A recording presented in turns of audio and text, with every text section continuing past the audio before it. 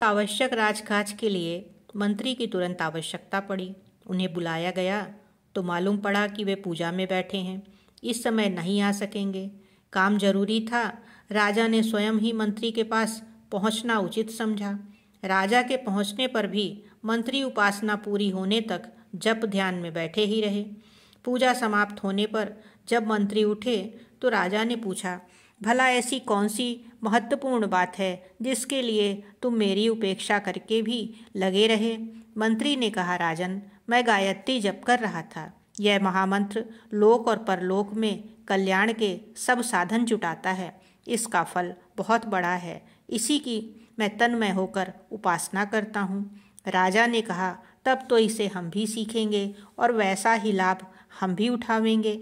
मंत्री ने कहा, सीखने में हर्ज नहीं, पर आपको वैसा लाभ न मिल सकेगा जैसा बताया गया है। श्रद्धा और विश्वास के बिना मंत्र भी फल नहीं देते।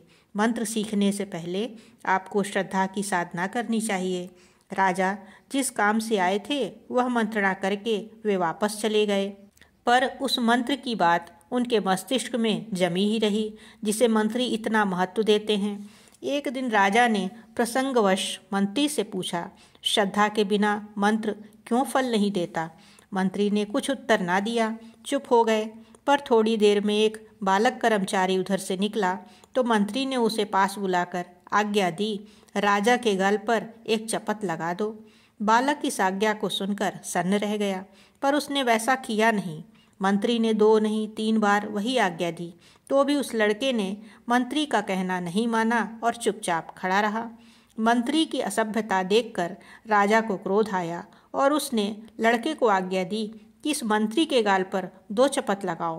कर्मचारी लड़के ने तुरंत मंत्री के गाल पर 2 चपत जड़ दिए। मंत्री ने नम्रतापूर्वक कहा, राजन, यह आपके प्रश्न का उत्तर है।